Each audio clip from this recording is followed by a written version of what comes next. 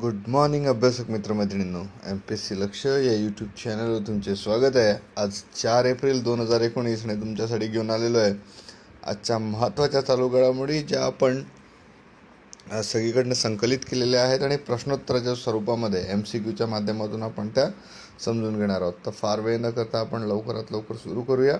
तुम्ही आपलं channel MPSC लक्ष आतापर्यंत सबस्क्राईब केलं नसेल तर लवकरात लवकर सबस्क्राईब करा. इथे जो आयकॉन आहे तिथे सुद्धा क्लिक केल्यास तुम्ही ते सबस्क्राईब करू शकता. याची पहिली हा जो एक काल प्रश्न आपण घेतला होता, आशियाई एअरगन स्पर्धेमध्ये भारताने एकूण 25 पदके जिंकली, त्यात किती सुवर्ण पदके जिंकलेली आहेत. तर एकूण 25 पदकांपैकी भारताने 16 जी आहेत ही सुवर्ण पदकं यामध्ये जिंकलेली आहेत. बऱ्याच विद्यार्थ्यांनी यामध्ये करेक्ट आन्सर्स दिलेले आहेत. तरी ज्यांनी करेक्ट आन्सर दिला आहे आणि डिटेलमध्ये सुद्धा आन्सर दिलेला आहे. आपलं चॅनल MPSC लक्ष सबस्क्राईब करा, सोबत बेलचे आयकॉन सुद्धा क्लिक करा आणि तुम्ही आपलं टेलिग्राम चॅनलसुद्धा सबस्क्राईब करू शकता. टेलिग्रामवरती सुद्धा तुम्हाला बऱ्याचशा महत्त्वाच्या लिंक्स मिळू शकतात. त्याची लिंकसुद्धा या व्हिडिओच्या डिस्क्रिप्शन बॉक्समध्ये दिलेली आहे. पहिला प्रश्न, राज्यात नुकतंच पेयजल सर्वेक्षण कोणी केलं? कुठल्याच्या माध्यमातून पेयजल सर्वेक्षण करण्यात आलं?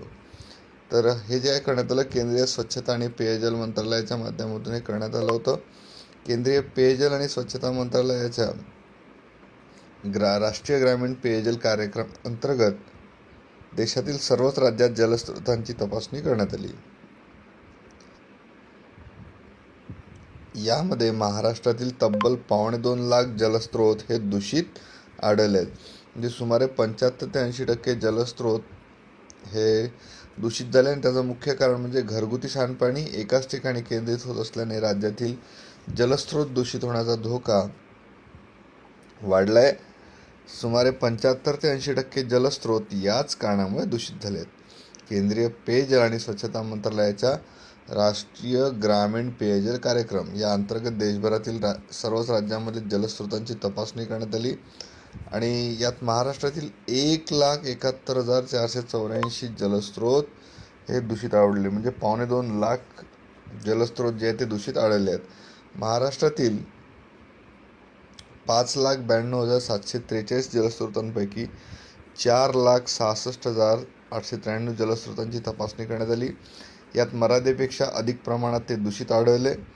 त्यातील 99,609 जलस्रोतांवर सर्वाधिक रासायनिक प्रभाव, तर 71,857 जलस्रोतांवर जीवाणूजन्य प्रभाव दिसून आला. सांडपाण्याच्या विल्हेवाटीकरता केंद्रीकृत पद्धतीमुळे जलस्रोत दूषित होण्याच्या समस्या मोठ्या प्रमाणात वाढतात आणि त्याचं विकेंद्रीकरण केल्यास हा प्रश्न बऱ्याच प्रमाणात सुटू शकेल. पिण्याच्या पाण्याची उपलब्धता ही जलनिधीची प्राथमिकता आहे आणि त्यानंतर पाणी सिंचनासाठी दिलं पाहिजे. मात्र वस्तुस्थिती उलट आहे. उद्योगधंदे जी आहे ही प्राथमिकता झालेली आहे असं म्हणण्यात आलं आहे. तर पाण्यातील रसायनांचे प्रमाण उद्योगामुळे वाढत आहे. हे खरं असलं तरी घरगुती सांडपाण्याही त्याला तेवढं जबाबदार आहे असं जल अभ्यासकांचं म्हणणं आहे. जलस्रोत दूषित होण्यामागे जीवाणूपेक्षा रासायनिक प्रभाव अधिक असल्याचं सुद्धा या तपासणीमध्ये लक्षात आलं आहे. जे देशभरातील एकूण 1,45,940,900 जलस्रोतांपैकी 91,01,192 जलस्रोतांची तपासणी करण्यात आली. त्यात 21,948 जलस्रोतांमध्ये रसायनांचं तर 11,07,000 जलस्रोतांमध्ये जीवाणूंचं अधिक प्रमाण आढळून आलं. तर ही आकडेवारी समोर आली आहे आणि महाराष्ट्रातसुद्धा याची तपासणी झालेली आहे. 2.25 लाख जलस्रोत हे दूषित आढळले आहेत. नंतरचा प्रश्न, कोणत्या देशाने नुकत्याच विदेशी नागरिकांच्या परिवारासाठी आपल्या वर्किंग विजाच्या नियमांमध्ये बदल केले आहेत? सौदी अरेबिया, हॉलंड, UAE की ब्रिटन? त्याचे उत्तर आहे ते म्हणजे UAE. UAEने आपले जे नियम आहे, युनायटेड अरब अमिरात ही खाडीतील एक देश आहे आणि बरेचसे भारतीय आणि इतरही देशातले लोक जे आहेत इथे कामानिमित्त आहेत. तर नवीन विजा गाईडलाईन्स आहेत त्यांच्या फॅमिली मेंबर्ससाठी, जे लोक तिथे काम करतात फॉरेन सिटिझन्स, तर त्यांच्या फॉरेन सिटिझन्ससाठी नियमांमध्ये बदल केलेले आहेत. तसंच या बदलातील नियमांमुळे वर्किंग विजामध्ये सुद्धा थोडेफार बदल हे होणार आहेत.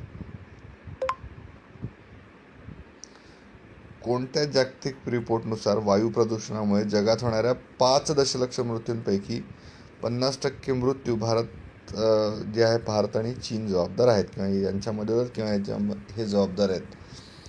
Air pollution and world 2019, state of the global air, statistics of the air 2018-19, human life and air pollution. तर स्टेट ऑफ द ग्लोबल रिपोर्टने हा रिपोर्ट दिलेला आहे. आणि state of the global report जे आहे युनायटेड स्टेट्सची एक इन्स्टिट्यूशन आहे, health effects institute and institute of health matrix and evolution यांनी हा रिपोर्ट केलेला आहे. State of the global air 2019. हा रिपोर्ट काय म्हणतो, भारत आणि चीन हा जगभरामध्ये होणाऱ्या 50% जे मृत्यू आहेत वायू प्रदूषणामुळे त्यासाठी जबाबदार आहे. म्हणजे जगभरामध्ये जवळपास 50 लाख मृत्यू होतात वायू प्रदूषणामुळे. तर त्यापैकी अर्धे मृत्यू जे आहे, जवळपास 50% मृत्यू यासाठी भारत आणि चीन जबाबदार असल्याचं त्यांनी म्हटलेलं आहे.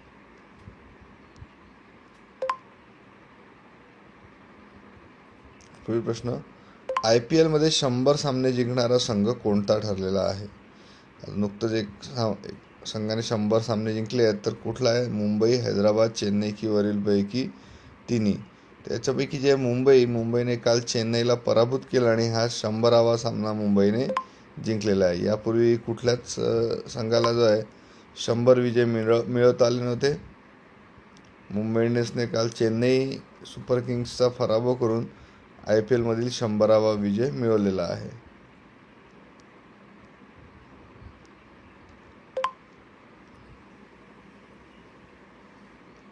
पुढील प्रश्न, कोणत्या देशाने भारताला 24 सी हॉक हेलिकॉप्टर विकण्यासाठी मंजुरी दिलेली आहे?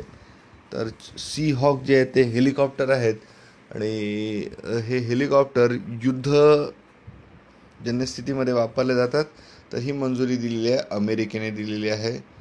अमेरिकेच्या माध्यमातून हे सी हॉक हेलिकॉप्टर जे आहे, the United States has approved to sell 24 multi role MH-60 Romeo Sea Hawk helicopter. बघा, नाव लक्षात घ्या, रोमिओ सी हॉक हेलिकॉप्टर भारताला विकले जातील. याची जी किंमत असणार आहे हे 2.4 billion American dollar 2.4 billion American dollar असणार आहे 24 हेलिकॉप्टरसाठी. MH-60 Romeo Sea Hawk helicopter जगातील एक अतिशय ॲडव्हान्स असं आणि एक चांगल्या प्रकारचं मेरीटाईम हेलिकॉप्टर म्हटलं जातं. मेरीटाईम म्हणजे नौदलासाठी जे वापरलं जातं. The helicopter was design to hunt down submarines as well as knockout ships to conduct search and rescue operations at sea. म्हणजे हे जे आहे पाणबुडी विरोधीसुद्धा याच्यामधून कारवाई केली जाऊ शकते. युद्ध नौकांच्या विरुद्धसुद्धा कारवाई केली जाऊ शकते.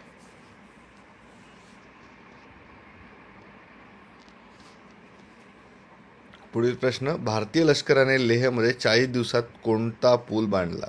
त्यामध्ये त्या पुलाला नाव काय देण्यात आलं आहे? रुलर ब्रिज, मैत्री ब्रिज, सुविधा ब्रिज की संपर्क ब्रिज? तर भारतीय लष्कर जे आहे हे यांनी लेहमध्ये एक ओव्हरहँग पूल बांधलेला आहे. तर हा पूल जो रेकॉर्ड 40 दिवसामध्ये बांधून पूर्ण करण्यात आला आहे आणि याला नाव देण्यात आलं आहे मैत्री ब्रिज असं. आणि हा पूल जो 260 फूट लांबीचा असून सस्पेन्शन ब्रिज म्हटलेला आहे. सस्पेन्शन ब्रिज म्हणजे काय असतो? या ब्रिजमध्ये मध्ये कुठला सपोर्ट नसतो. म्हणजे जर आपण हे बघतोय हा पूल बांधलेला आहे तर शेवटी त्याला हा सपोर्ट असतो, मध्ये सपोर्ट नसतो. तर हा सस्पेन्शन ब्रिज आहे आणि लेह लडाख रिजनमध्ये 40 दिवसांमध्ये हा पूल बांधण्यात आलेला आहे. आणि यासाठी जे आहे सिंधू नदीवरती बांधण्यात आलेला आहे. Combat engineers fire and fury corps यांनी हा मैत्री ब्रिज बांधलेला आहे. या प्रश्नाचं उत्तर तुम्ही कमेंट बॉक्समध्ये लिहा. एक बातमी बरीच दिवसापासून येते आहे की जे भारताने मिशन शक्तीच्या अंतर्गत अंतराळामध्येच उपग्रह जो आहे याला नष्ट केलं होतं.